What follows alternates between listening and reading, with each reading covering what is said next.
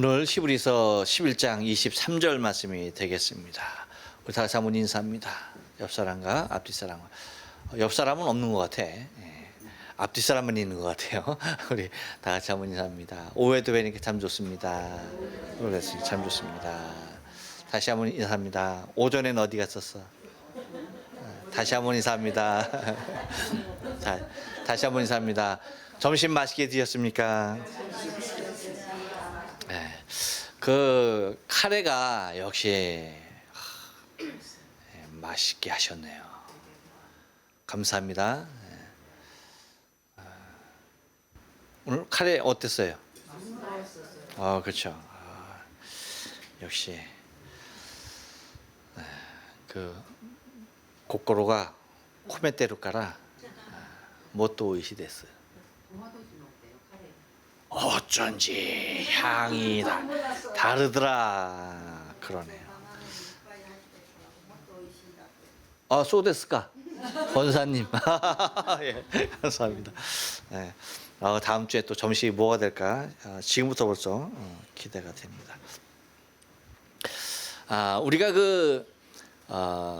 히브리 11장을 통해서 계속 이제 믿음을 바라보고 있어요. 그렇죠? 믿음의 장 아닙니까? 믿음을 계속 바라보고 있는데 우리 믿음의 선진들이 하나님 앞에서 어떤 믿음을 가지고 그 인생을 도전했는지에 대해서 계속해서 얘기하고 있는 것입니다. 우리가 지난 시간에는 요셉을 봤죠. 그렇죠? 요셉. 그리고 그 지난 시간에는 야곱을 봤습니다. 오늘은 누구냐 하면 오늘은 누굽니까? 모세의 부모님의 믿음입니다. 모세 부모님의 믿음에 대해서 우리가 좀 생각을 하기를 원하는데요. 이 모세의 부모님의 믿음을 우리가 알기 위해서는 우리가 사실 오늘 본문 말씀 23절을 통해서 우리가 바라볼 수 있지만 그 배경을 우리가 좀 살펴보면 그 믿음이 어떠했는가에 대해서 더 구체적으로 우리가 논할 수가 있습니다. 때는 바야흐로 어느 때입니까? 때는 어느 때? 자, 출애굽기 한번 1장을 한번 펴보세요. 여러분 출애굽기 1장을 보면 출애굽기 1장 6절, 7절, 8절을 보면 그 시기, 지금 요 시기를 믿음으로 모세가 나왔을 때 그 부모의 시대, 그 모세의 부모의 그 시대가 어떠한 배경이었는지 알 수가 있는데 출애굽기 1장 6절, 7절, 8절 우리 다 같이 한번 읽어볼게요. 시작.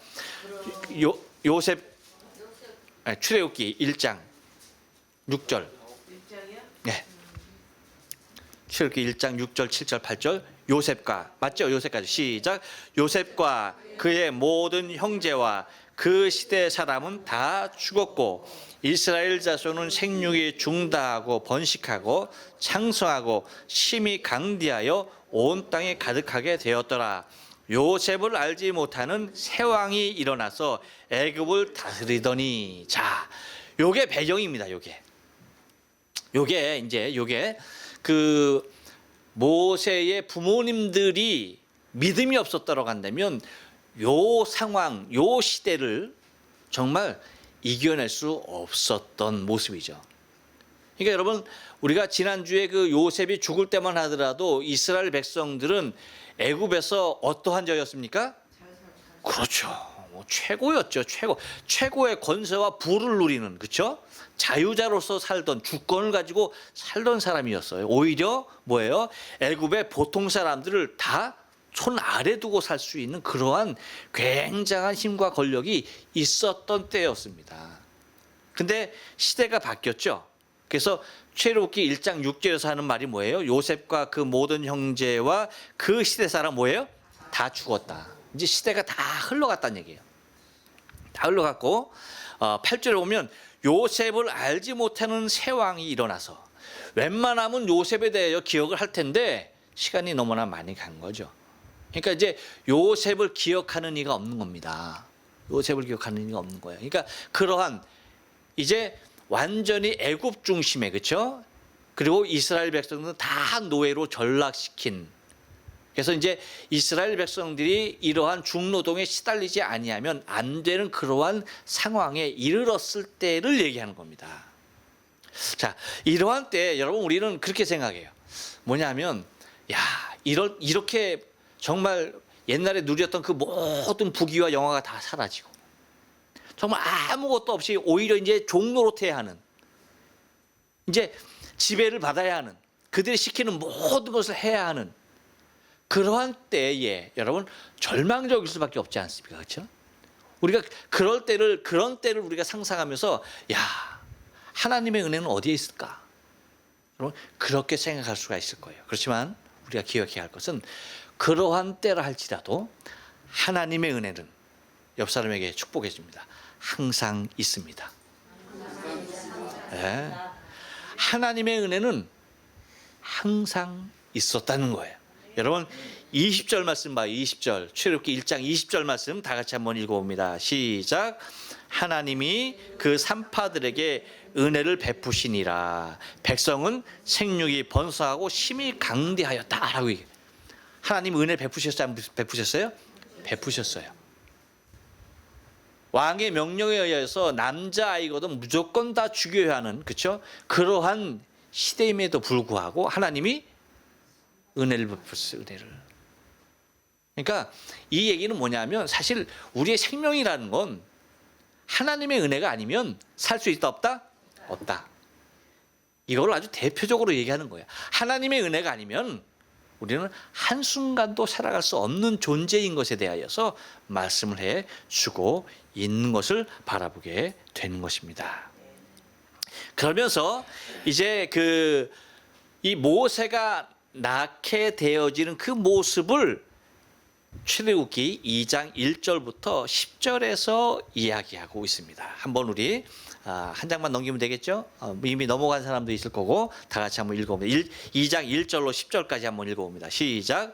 레위 족속 중 한 사람이 가서 레위 여자에게 장가 들었더니 그 여자가 잉태하여 아들을 낳아 그 준수함을 보고 그를 석 달을 숨겼더니 더 숨길 수 없이 되매 그를 위하여 갈상자를 가져다가 역청과 나무 진을 칠하고 아이를 거기 담아 하숫과 갈대 사이에 두고 그 누이가 어떻게 되는 것을 알려고 멀리 섰더니 바로의 딸이 목욕하러 하수로 내려오고 시녀들은 하숫가에 거닐 때에 그가 갈대 사이에 상자를 보고 시녀를 보내어 가져다가 열고 그 아이를 보니 아이가 우는지라 그가 불쌍히 여겨 가로되 이는 히브리 사람의 아이로다.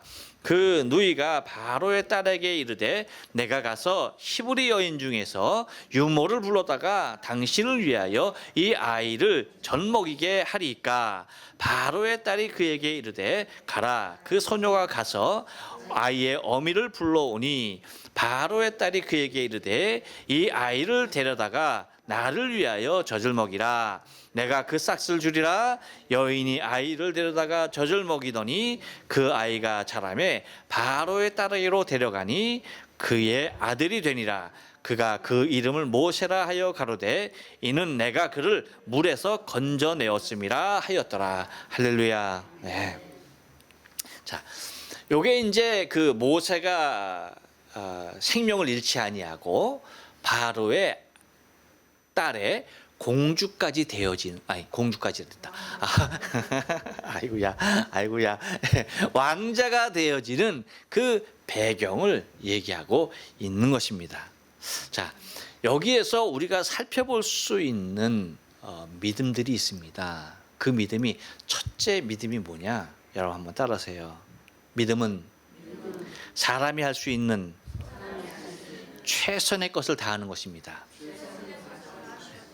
여러분 그래요. 믿음이라고 하는 것은요, 일단 사람이 해야 할 부분의 것은 사람이 최선을 다하여 할 수 있는 것, 그거 믿음이에요. 할렐루야. 할렐루야. 우리의 믿음 중에 이 믿음이 굉장히 중요해요. 내가 할 수 있는, 곧 내게 주어진 일에 대하여 최선을 다해서 감당하는 것이 매우 중요하다는 거예요. 그 모습을 여러분 우리가 어디서 찾을 수가 있겠습니까? 오늘 본문에서 어디서 찾을 수가 있어요? 아이를 뭐예요? 석 달 동안 숨겼다는 거야. 석 달 동안 숨겼다. 그렇죠? 이것은 아이를 낳은 산모로서 그 아이를 죽이라고 하는 바로의 명령을 어겨가면서 아이를 숨겨가면서 키울 수 있었던 맥시멈이었단 얘기예요. 아이가 점점 커지니까 무엇도 커져?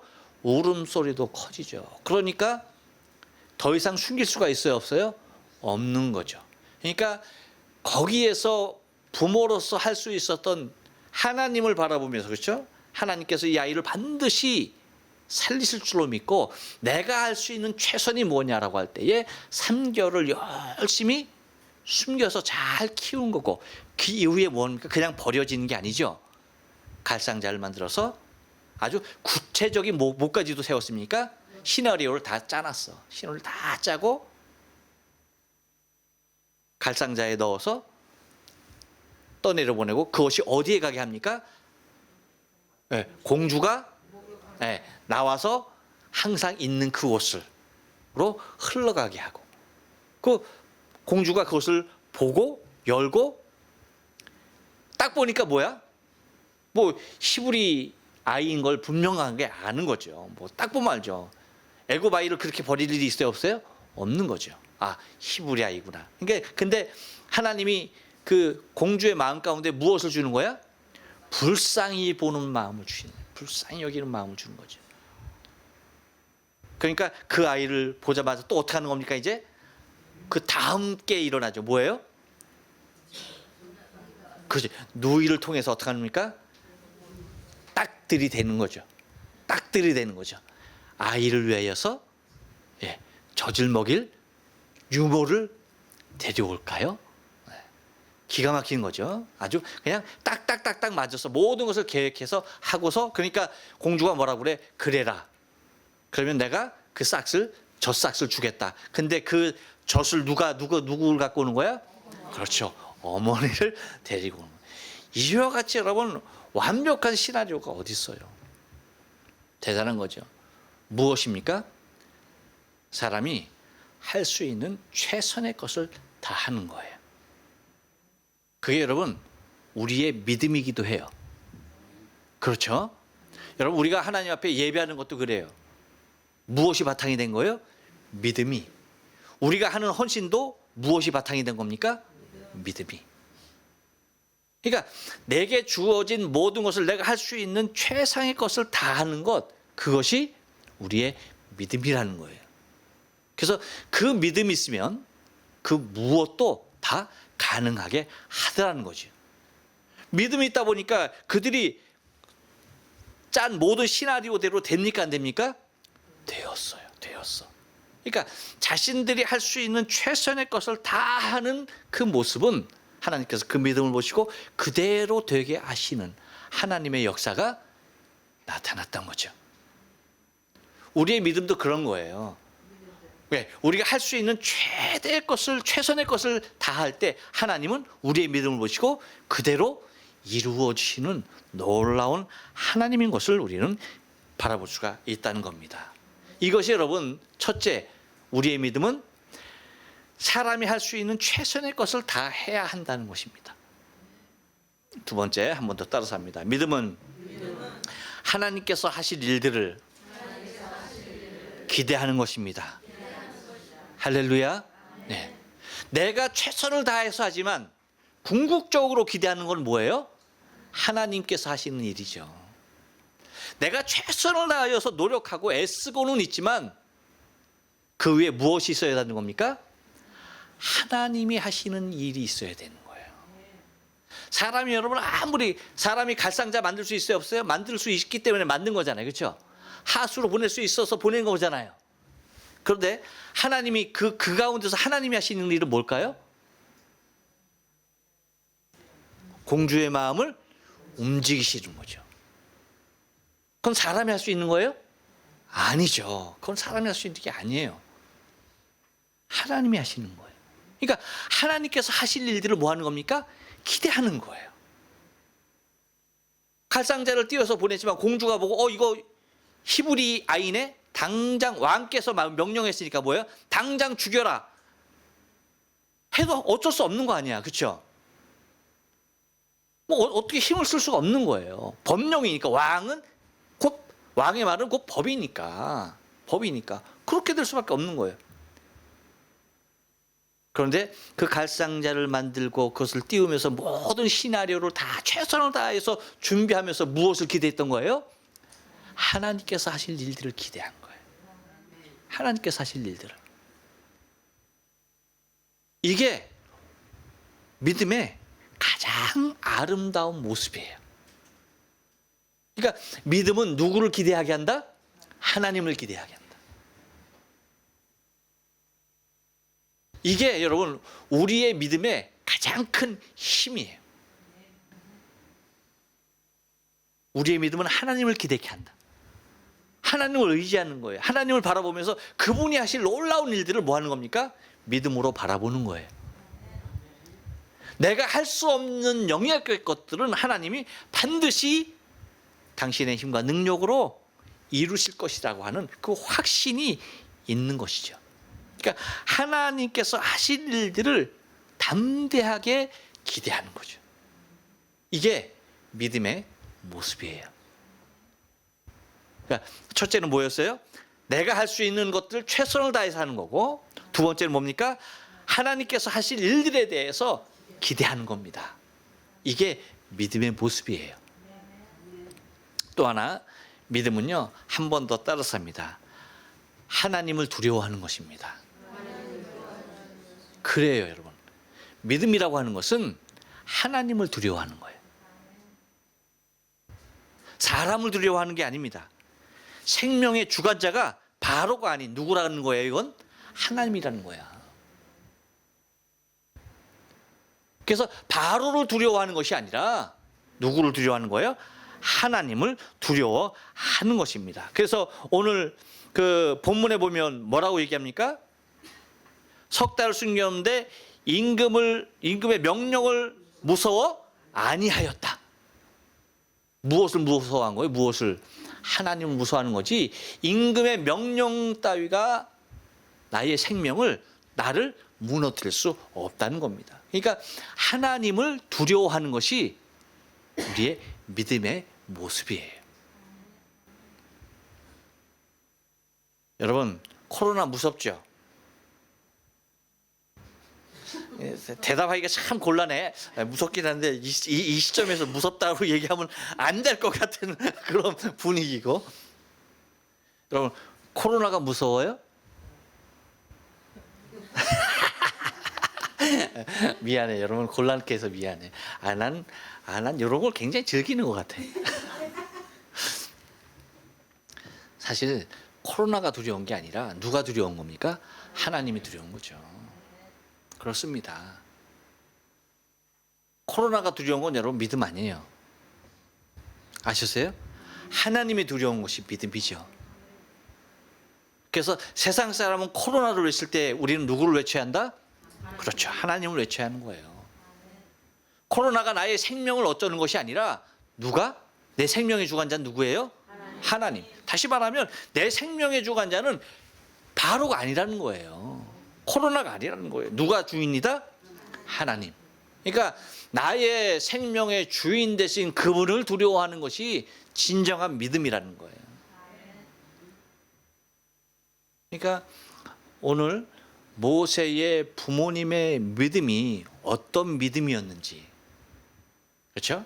우리가 그걸 살펴야 하는데, 사람으로서 살 수 있는 최선의 것을 감당하는 믿음, 그리고 내가 아무리 노력해도 하나님께서 하시지 아니하시면 안 된다는 믿음, 그리고 세상에 그 어떠한 최고 권세를 가진 자의 명령이 있다 하더라도 그 명령 위에 있는 하나님의 권세와 하나님을 두려워하는, 그렇죠? 그 믿음이 바로 모세의 부모님의 믿음이었어요. 그러니까 여러분, 모세가 그런 가운데 하나님의 종으로 부름받고 이스라엘 민족들을 애굽에서 구원해 내서 하나님이 원하신 땅으로 그들을 출애굽시킬 수 있었던 이유가 뭐예요? 이유가 뭡니까? 부모가 그 믿음, 하나님 앞에 이 신앙이 있었기 때문에 모세에게 어떤 것이 가능했습니까? 이 믿음의 전가가 가능했던 거죠. 그래서 하나님 앞에 아름답게 백성의 지도자로서 쓰임을 받을 수 있었던 거죠. 이제 다음 시간에 우리가 모세를 바라볼 텐데, 이 모세가 그냥 채워진 것이 결코 아니죠. 누구의 믿음이 있었던 겁니까? 그 부모의 믿음이 있었던 거예요. 그 부모의 믿음이. 여러분, 그래서 우리의 신앙이라는 것은 그냥 나 하나의 신앙으로 멈추셔서는 안 되는 거예요. 그렇죠? 정말 중요한 건 나의 믿음이 어디에 영향을 미치는 겁니까? 자녀에게. 우리 다음 세대에게 우리의 믿음이, 그렇죠? 전가되어지고 그들이 더 강한 믿음으로 하나님 앞에 아름답게 쓰임 받는 그 놀라운 일들을 우리는 꿈꿔야 하는 것입니다. 바래요. 우리 남전도에도 이 믿음을 가지고, 그렇죠? 정말 하나님의 교회의 기둥의 역할 잘 감당하셔서 더 놀라운 하나님의 거룩한 일들을 이룰 수 있길 남전도의 회원과 또한 모든 교우들에게 축원을 드립니다. 네, 기도하십니다.